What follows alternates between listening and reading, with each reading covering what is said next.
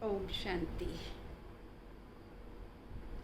आज 17 अगस्त 2021 के बाप दादा के मधुर महावाक्य सुनेंगे।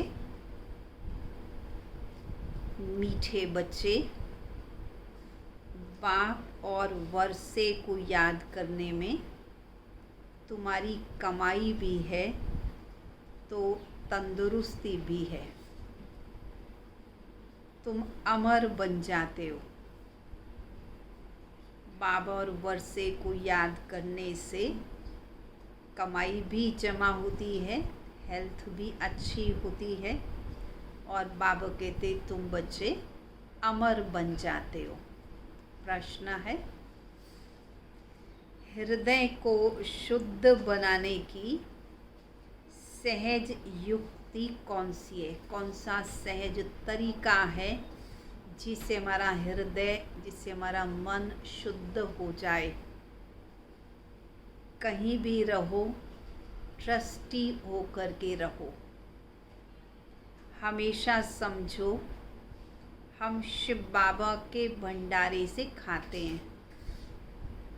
शिव बाबा के भंडारे का भोजन खाने वालों का हृदय शुद्ध होता जाता है, क्योंकि बनाने वाले बाबा की याद में बनाते हैं, पवित्र ब्राह्मण बनाते हैं, फिर बाबा को भोग स्वीकार कराया जाता है और खाने के समय भी बाबा की याद में खाते हैं। तो याद से ही हृदय हमारा शुद्ध बनता है। प्रवृत्ति में रहते अगर श्रीमत प्रमाण डायरेक्शन पर ट्रस्टी बनकर रहते तो वह भी शिव बाबा का भंडारा है। मान लो कोई अपने परिवार, अपने गृहस्थों में रहता है, सेवा केंद्र पर तो जो भोजन बनता है वो बाबा को भोग स्वीकार कराया ही जाता है। उसके लिए तो कहेंगे शिव बाबा के भंडारे का ही ये भोजन है।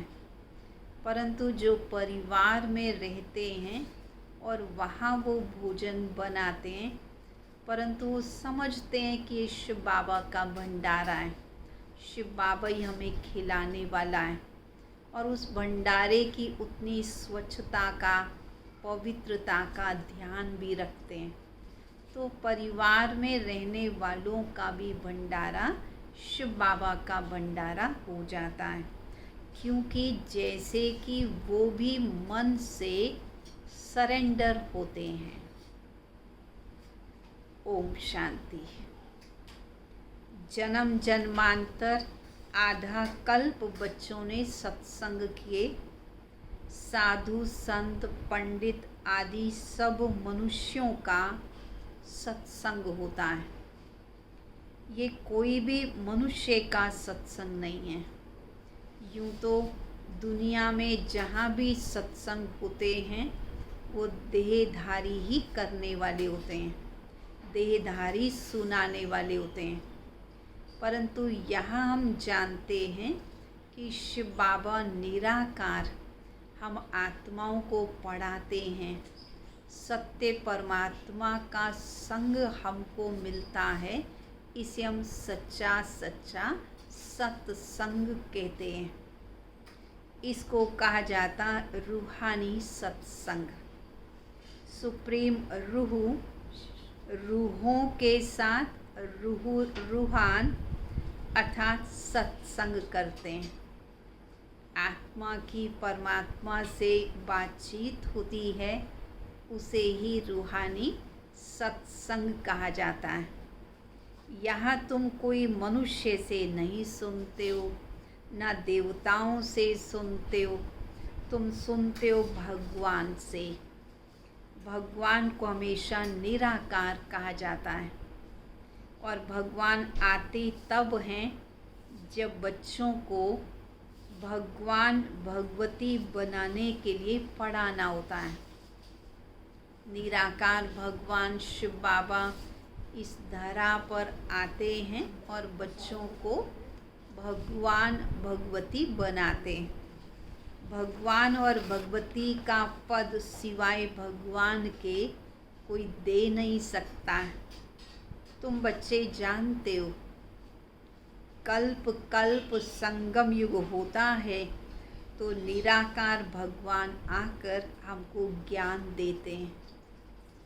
ये भी सिर्फ तुम ही समझते हो, दूसरा कोई मुश्किल समझ सकता है। शिव बाबा आते तो ज़रूर हैं, परंतु उन्होंने शिव बाबा निराकार के बदले साकार श्री कृष्ण को अपने सम्मुख रखा और सोचा वही गीता का भगवान है। तो ज़रूर सबकी बुद्धि में मनुष्य तन ही आता है, जबकि हम ये जानते हैं कि श्री कृष्ण तो देवी गुणों वाला मनुष्य, देवी गुणों वाले को देवता कहा जाता है, परंतु वो निराकार नहीं है।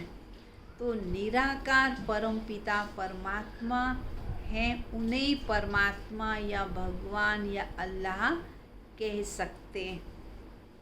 अब फिर तुम देवी गुणों वाले बनते हो। देवी गुण वालों को ईश्वरीय संप्रदाय, आसुरी गुण वालों को आसुरी संप्रदाय कहा जाता है। अब निराकार बाप निराकार संप्रदाय अर्थात आत्माओं को पढ़ाते हैं, इसलिए कहा जाता ईश्वरीय संप्रदाय अथवा रूहानी संप्रदाय, जिन्हें रूहानी बाप आकर पढ़ाते हैं। अभी तुम रूह अभिमानी बनते हो। आत्मा अभिमानी या रूह अभिमानी कहा जाता है। हम आत्मा हैं, बाप हमको पढ़ाते हैं, कहते हैं बाप क्या कहते, मुझे याद करो तो तुम्हारे विकर्म विनाश होंगे। रूहों को ही पढ़ाते हैं, वही नॉलेजफुल है। और ऋषि मुनि आदि तो सब नेति नेति कहते गए, अर्थात हम रूह को नहीं जानते, उस सुप्रीम रूह को उन्होंने कहा हम जानते नहीं, इसलिए कह दिया न इति न इति। ये भी नहीं है, वो भी नहीं है, मालूम नहीं है कौन है परमात्मा। जब तक ज्ञान सागर सम्मुख न आए तो ज्ञान कैसे समझाए। कोई भी पिता स्वयं अपने बच्चों को अपनी पहचान देते हैं, तो शिव बाबा भी अपनी पहचान अपने बच्चों को खुद ही देते हैं। ये अच्छी रीति समझने की बातें हैं। हमको कोई मनुष्य नहीं पढ़ाता है, बार बार बुद्धि में लाना चाहिए कि हमको निराकार शिव बाबा पढ़ाते हैं। हमको बाप पढ़ाते हैं, वह है बेहद का बाप निराकार। ये भी बच्चों को समझाया है। साकार और निराकार दो बाप हर एक के होते हैं, एक रूहानी बाप, दूसरा जिस्मानी। रूहानी बाप ही आकर रूहों को पावन बनाते हैं, अन्य तो किसी में पावन बनाने की ताकत भी नहीं है। तुम जानते हो कि हम पावन थे, पतित बने, अब फिर पति से पावन कैसे बनते हैं। चित्र भी सामने बाबा राय देते, घड़ी घड़ी चक्र के सामने जाकर बैठो तो बुद्धि में सारा ज्ञान आ जाएगा कि हम अभी संगम युग पर बैठे हैं और सभी अपने को कलयुग में समझते हैं भी सचमुच वो कलयुग में हैं। कलयुगी सोच, कलयुगी बोल, कलयुगी व्यवहार है और हम बच्चे संगम युग पर हैं, क्योंकि बाबा की गोदी के बच्चे बने हैं। हमें आत्मा और परमात्मा की पहचान मिली है। कलयुग को घोर अंधियारा कहा जाता है और अभी तुम हो संगम पर, अभी तुमको रोशनी मिली है। संगम पर ही रोशनी मिलती है, सतयुग में फिर तुमको ये ज्ञान नहीं मिलता। बाप जब आते हैं तब ही घोर सोझरा होता है। ज्ञान सूर्य परमात्मा इस धरा पर आते हैं तब ही रोशनी होती है। ये संगम युग है, कल्याणकारी युग। इसमें हर बात में कल्याण समाया हुआ है। इन जैसा युग तो कोई होता ही नहीं। जबकि बाप आते हैं तो सतयुग को कल्याणकारी युग नहीं कहेंगे, केवल संगम युग को ही कल्याणकारी युग कहेंगे। कल्याण संगम पर होता है, सतयुग में तो नहीं होता है। संगम पर कलयुग सतयुग कल्याणकारी बनाते हैं। कलयुग और सतयुग के बीच का समय संगम युग और कलयुग से सतयुग में पहुंचते हैं, इसलिए ये कल्याणकारी युग है। तो अब तुम्हारा देखो कितना कल्याण होता है। सिर्फ करना क्या है कल्याण के लिए? सिर्फ बाप और वर्षे को याद करना है, तो बहुत अविनाशी कमाई जमा हो जाएगी। कमाई की कमाई भी है और तंदुरुस्ती की तंदुरुस्ती भी है। कितना फ़ायदा है। तुम्हारा जीवन ही अमर बन जाता है। तुम्हारी कभी अकाले मृत्यु नहीं होती है। तो बच्चों को कितनी खुशी रहनी चाहिए, कितना फ़ायदा ही फ़ायदा है बाबा का बनकर। तुम्हारी बुद्धि में सारी नॉलेज है।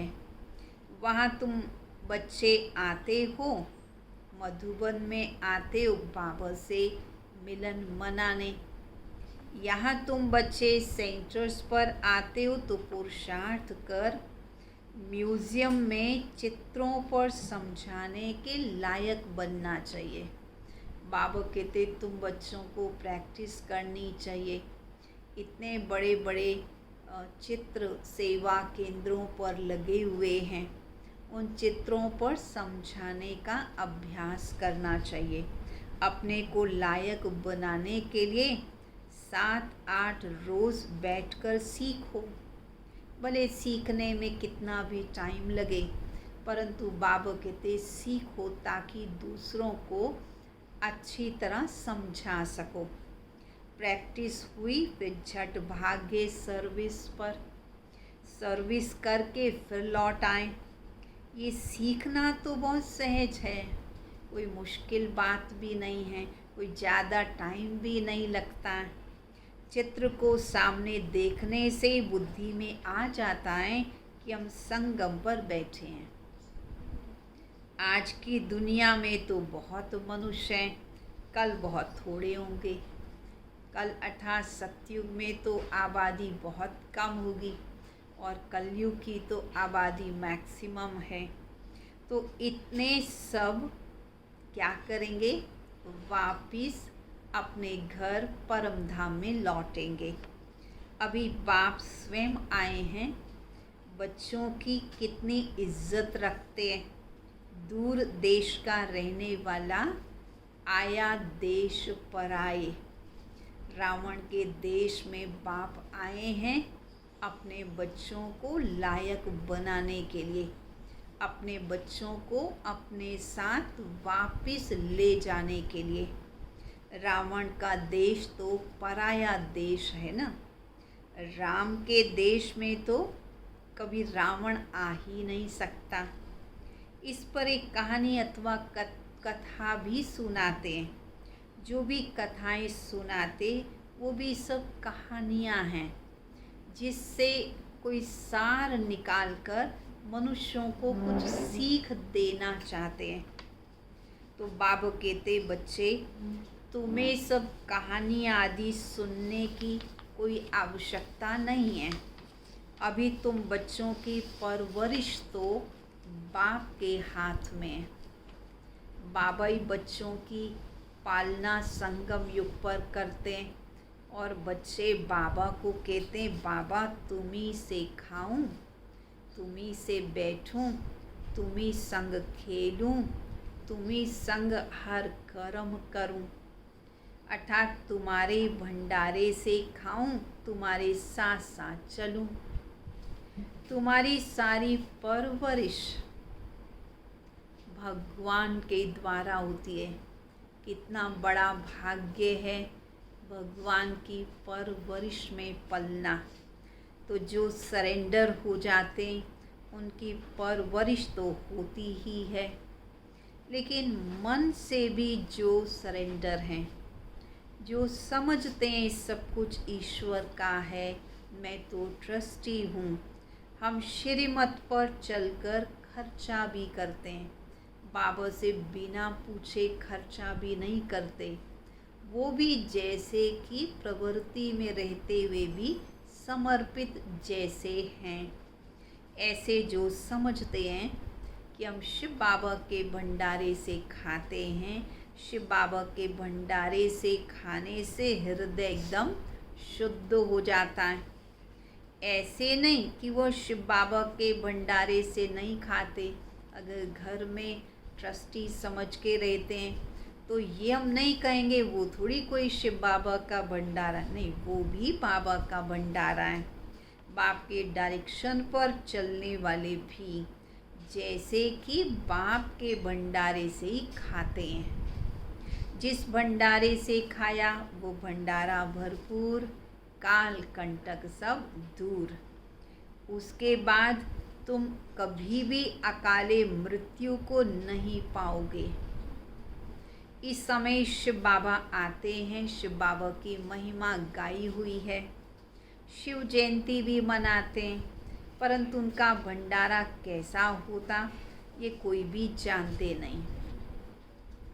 बाबा भी बरोबर आते हैं ना।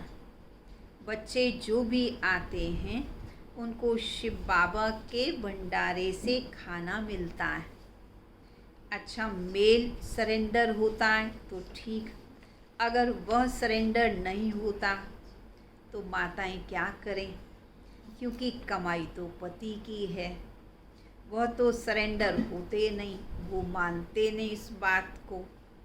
वह तो जब आमदनी करे तब स्त्री खाए। हाँ, दोनों स्त्री पुरुष दोनों जोड़ी ही यदि सरेंडर हैं, फिर शिव बाबा के भंडारे से परवरिश हो सकती है। यदि दोनों समर्पित हो जाते हैं और सेवा में लग जाते हैं, ट्रस्टी बन करके रहते हैं, तब दोनों की परवरिश बाबा के यज्ञ से हो सकती है। ये बाप बच्चों को अच्छी रीति समझाते हैं। बुद्धि में रखना है कि हम बाप के पास बैठे हैं।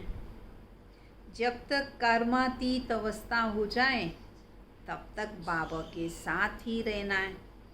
दिन प्रतिदिन हम अपने स्वराज्य के नज़दीक आते जाते हैं। दिन प्रतिदिन पुरुषार्थ करते करते कर्मातीत स्थिति के समीप आते हैं। समय बीतता जाता है, तुम नज़दीक आते जाते हो। सतयुग से पहले वर्ष में अब कितने वर्ष कहेंगे, अब कितने नज़दीक आ गए हैं। बाप कहते, बच्चे अब तुम्हारा 84 का चक्र पूरा होता है। तुमने अब 84 जन्मों के चक्र को जाना है। चक्र को देखने से ही कहेंगे कि हम तो भी संगम युग पर हैं। एक तरफ कलयुग है, दूसरी तरफ सतयुग है। कल हम अपने सुखधाम में चले जाएंगे। दुनिया को तो पता ही नहीं है, वो तो बिल्कुल ही घोर अंधियारे में है। तुम बच्चों को बहुत खुशी होनी चाहिए। हमेशा बाबा के बच्चों को खुश रहना चाहिए। बेहद के बाप से हम 21 जन्मों की कमाई करते हैं, सदा सुख का वर्षा पा रहे हैं, तो एक खुशी रहती है। स्वर्गवासी बनना ये तो तुम्हारी ही तकदीर में है। सब तो स्वर्गवासी नहीं बन सकते। स्वर्ग एक वंडरफुल चीज़ है। जैसे 7 वंडर्स दिखाते हैं ना, ये तो सबसे बड़ा वंडर है। चित्र भी है वंडरफुल स्वर्ग के। कलयुगी दुनिया में 7 वंडर्स हैं। बाबा कहते स्वर्ग जैसा वंडर तो इस कलयुगी दुनिया में किसी के सोच में भी नहीं आ सकता। ये लक्ष्मी नारायण स्वर्ग के मालिक थे, इसलिए बाबा ने लिखा था ऊपर में सूर्यवंशी का लिखो, उसके नीचे चंद्रवंशी का लिखो, तो आधा कल पूरा हो जाएगा। सूर्यवंशी चंद्रवंशी 1250 वर्ष, 1250 वर्ष सूर्यवंशी, 1250 वर्ष चंद्रवंशी। दोनों युगों का मिलाकर लिखते हैं तो 2500 वर्ष। तो फिर लाखों वर्ष की बात तो उड़ी जाएगी, ख़त्म ही हो जाएगी। इसलिए बाबा कहते एक एक चीज़ स्पष्ट लिखो, ताकि मन के अंदर किसी भी प्रकार का प्रश्न है वो चित्र देखने और पढ़ने से ही संशय खत्म हो जाए। वहाँ बाहुबल में, यहाँ बाहुबल में कितना खर्चा करते हैं, यहाँ शुरू से लेकर अंत तक कुछ भी खर्चा नहीं है। ये तो बाप और बच्चों का हिसाब है, खर्चे की बात तो नहीं है।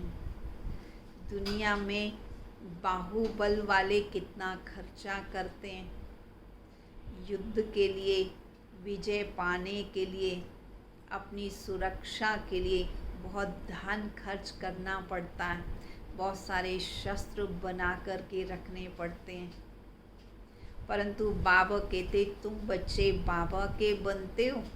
भले बाबा के यज्ञ को आप अपना समझते हो, बाबा के यज्ञ में तन मन धन भी लगाते हो, परंतु ये तो बाप और बच्चे का हिसाब है, तो फैमिली सिस्टम है ना। बाकी ऐसी कोई फीस की बात नहीं है, कोई धन खर्च करने वाली बात नहीं है। यहाँ बच्चे आते हैं, मधुबन में रिफ्रेश होते हैं, इसलिए मकान आदि बनाते हैं। तो मकान बनाने में भी भले खर्चा करना पड़ता है, पर बच्चों को बैठना है, गर्मी है तो पंखा भी चलाना है, फैसिलिटीज़ भी चाहिए। आराम से बैठेंगे तब तो आराम से प्यार से बाबा को याद भी कर सकेंगे, बाबा के महावाक्यों को भी सुन सकेंगे। तो मकान बनाने में ज़रूर खर्चा तो करना पड़ेगा। अब बच्चों ने आराम से बैठना है तो खर्चा भी तो बच्चों को ही मिलकर करना होता है। पर इसको हम ये नहीं कहेंगे कोई हम बहुत खर्च करते हैं। एक फैमिली है, अपना ही घर बनाते हैं, तो अपना घर तो बाबा के सभी बच्चे मिल कर के अपने लिए ही बनाते हैं। तो बच्चों का ही पैसा है, सो भी कितने दिन तो पास ही हो गए हैं, कितने दिन तो बीत ही गए हैं, बाकी थोड़े दिन हैं। खर्चा तो कुछ भी है नहीं। तुम जीवन मुक्ति पाते हो बिगर कौड़ी खर्चा। बाबा तुम्हें 1 सेकंड में जीवन मुक्ति दे देते हैं। इतना सुख मिलता है। मनुष्य सुख पाने के लिए कितना खर्चा करते हैं। बाबा कहते मैं तुम्हें 1 सेकंड में जीवन मुक्ति देता हूँ, सुख का वर्षा देता हूँ बिगर कौड़ी खर्चा किए। इसमें सिर्फ मेहनत की बात है। और मेहनत कौन सी है? याद की मेहनत है। भगवान को तो सब भक्त याद करते हैं, परंतु ये नहीं जानते कि भगवान कौन है। भगवान को न जानने के कारण बहुतों को ही भगवान मान लेते हैं, क्योंकि जानते ही नहीं हैं तो अनुमान लगाते हैं। सोचते हैं ये हो सकता, ये हो सकता सारे ही हों, अलग अलग रूप भगवान के हों, ऐसा अनुमान लगाते हैं। अब तुम बच्चों को सच्चे बाबा का परिचय सबको देना है। बाबा ने कितनी बार समझाया, बड़े बड़े चित्र मुख्य स्थानों पर लगाओ। जैसे एरोड्रम है, एरोड्रम वाले क्या लेंगे? उनको समझाओ कि यह तो मनुष्यों के कल्याण के लिए हैं। इनको समझने से मनुष्य बाप से वर्षा ले विश्व का मालिक बन सकते हैं। तो बाबा कहते एयरपोर्ट पे भी ये बाबा के चित्र लगाने की परमिशन लो और बताओ इन चित्रों को देखने से मनुष्यों का कितना कल्याण हो जाएगा। वो समझ दो तो शायद जागृति आए और वो परमिशन दे दें कि आप ऐसे चित्र लगाओ। मुख्य है दिल्ली, दिल्ली कैपिटल है, वहाँ सब इकट्ठे होते हैं। वहाँ टीन पर ऐसे बड़े बड़े चित्र हों, मुख्य त्रिमूर्ति, गोला और झाड़ के चित्र। ये सीढ़ी तो कमाल की है। इसमें विनाश आदि भी अच्छी रीति लिखा हुआ है और पतित पावन परमपिता परमात्मा है ये भी बताया हुआ है। तो ज़रूर ये सीढ़ी का चित्र भी जगह जगह लगाना चाहिए। बाबा कहते जज करो कि पतित पावनी गंगा है या पतित पावन परमपिता परमात्मा है। ब्रह्मा कुमार ब्रह्मा कुमारियाँ पूछते हैं ईश्वर सर्वव्यापी है या एक निराकार परमपिता परमात्मा है।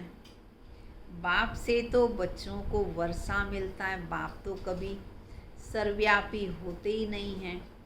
तो बाप तो निराकार है, परम धाम के रहवासी हैं और संगम युग पर आते हैं बच्चों के कल्याण के लिए। तो ये मुख्य चित्र जगह जगह लगाने चाहिए। बच्चों को अथाह खुशी रहनी चाहिए। बेहद का बाबा हमको पढ़ाते हैं, बार बार इसका सिमरण करना चाहिए। जितना स्मृति में लाएंगे कि बाबा हमको पढ़ाते हैं, बाबा हमको पढ़ाते हैं, भगवान पढ़ाते हैं, तो वो नशा चढ़ेगा। स्वर्ग का मालिक बनाने के लिए पढ़ाते हैं। बाबा आकर स्वर्ग की स्थापना और नरक का विनाश कराते हैं। इसलिए महाभारत लड़ाई भी साथ में है। हर 5000 वर्ष बाद ये चक्र फिरता है। बाप भी कल्प कल्प कल्प के संगम युगे आते हैं। गीता में उन्होंने फिर युगे युगे लिख दिया, सो भी 5 युग, 5 बार ही आए। चलो मान लो हर युग में कहते हैं तो भी 5 युग में, फिर 24 अवतार, ये सब क्यों लिख दिया? मनुष्य कितने भी यज्ञ तप तीर्थ आदि करते, समझते सब भगवान से मिलने के रास्ते हैं, परंतु भगवान के पास सचमुच में तो कोई जा ही नहीं सकता, क्योंकि भगवान की पहचान ही नहीं है। अब क्या क्या सोच लेते हैं, हर युग में भगवान आते हैं, भगवान सर्वव्यापी है, परंतु सत्यता में तो तुम बच्चे सत्य ज्ञान को समझते हो। निराकार भगवान परम धाम का रहवासी से कहते हैं पार ब्रह्म परमेश्वर तुम सबके स्वामी। वो केवल संगम युग पर आते हैं, हर युग में नहीं आते, बार बार नहीं आते। आधा कल्प तुमने बहुत भक्ति की, जन्म जन्मांतर फेरे लगाए, फिर भी बाप नहीं मिला। अभी बाप तुम बच्चों के कितने नज़दीक हैं, तुमसे बाप बात कर रहे हैं। इतना बाबा के हम नज़दीक हैं कि अब तो डायरेक्ट भगवान से बातचीत भी हम करते हैं। तुमको भगवान समझा रहे हैं, तुम समझते हो कल्प कल्प हूबहू हम ऐसे बाप से मिलते हैं। जो कुछ बीता कल्प कल्प होगा, वही दादा, वही ब्रह्मा बाबा, फिर उसमें शिव बाबा प्रवेश करेंगे, फिर वही बच्चे आकर बाबा के बनेंगे और फिर से वर्षा स्वर का लेंगे। जो अभी बैठे हैं बाबा के महावाक्यों को सुन रहे हैं, तो ज़रूर कल्प पहले भी आप बच्चों ने ही बाबा का ज्ञान सुना था, इसलिए अब सुन रहे हैं। आपने ही स्वर्ग का अधिकार लिया था, ऊंच पद पाया था, जीवन को सुख शांति से भरपूर बनाया था, माला माल बने थे और अब फिर से वो माला माल बन रहे हैं। तो ये बाप का तुम बच्चों के साथ अनादि अविनाशी पाठ कल्प कल्प ऐसे ही रिपीट होता रहता है। अच्छा, मीठे मीठे सिक्किलदे बच्चों प्रति माता पिता बाप दादा का याद प्यार और गुड मॉर्निंग। रूहानी बाप की रूहानी बच्चों को नमस्ते। रूहानी बच्चों की रूहानी बाप दादा को नमस्ते नमस्ते नमस्ते। धारणा के लिए मुख्य सार, ये कल्याणकारी संगम युग है, इसमें हर बात में कल्याण है, कमाई ही कमाई है। बाप और वर्षे को याद कर 21 जन्मों के लिए जीवन को अमर बनाना है। दूसरा, प्रवृत्ति में रहते मन बुद्धि से सरेंडर होना है। श्रीमत पर खर्चा करना है, ऐसे ही धन को व्यर्थ नहीं गंवाना है, श्रीमत अनुसार खर्च करना है, पूरा ट्रस्टी होकर रहना है। शिव बाबा का भंडारा भरपूर, काल कंटक सब दूर, इसलिए हमेशा समझना है शिव बाबा का भंडारा है। वरदान, विस्तार की रंग बिरंगी बातों से किनारा कर मुश्किल को सहज बनाने वाले सहज योगी भाव। जब बाप को देखने की बजाय बातों को देखने लग जाते हो तो कई प्रश्न उत्पन्न होते हैं और सहज बात भी मुश्किल अनुभव होने लगती है, क्योंकि बातों को देखने लगते हो। तो बातें हैं वृक्ष और बाप है बीज, जो विस्तार वाले वृक्ष को हाथ में उठाते हैं वह बाप को किनारे कर देते हैं। फिर विस्तार एक जाल बन जाता है जिसमें फंसते जाते हैं।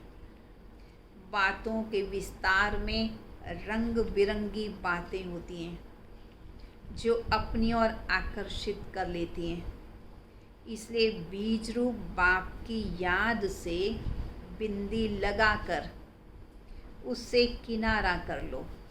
अगर कोई बातें आती भी हैं लेकिन बिंदी रूप बाप को याद कर लें, बातों से किनारा कर लें तो सहज योगी बन जाएंगे। स्लोगन: मैं और मेरेपन की खाद को समाप्त करना ही रियल गोल्ड बनना है। मैं और मेरापन ही ये बहुत प्रकार की मिलावट कर देता है। आत्मा में ये खाद पड़ जाती है तमो प्रधानता की, परंतु इस खाद को निकालना है और रियल गोल्ड बनना है। तो मैं और मेरापन नहीं। तो मैं जब आए तो मैं शांत स्वरूप आत्मा, मैं शीतल आत्मा, मैं बाबा का बच्चा हूँ, ये सोचना है। और जब मेरा आए तो मेरा बाबा आए। तो मेरा बाबा है, सब कुछ बाबा का है। इस मैं और मेरे को याद रखना है और देह अभिमान के मैं और मेरे को समाप्त कर देना है, तो रियल गोल्ड बन जाएंगे। अच्छा, ओम शांति। चलेंगे बाबा की याद में।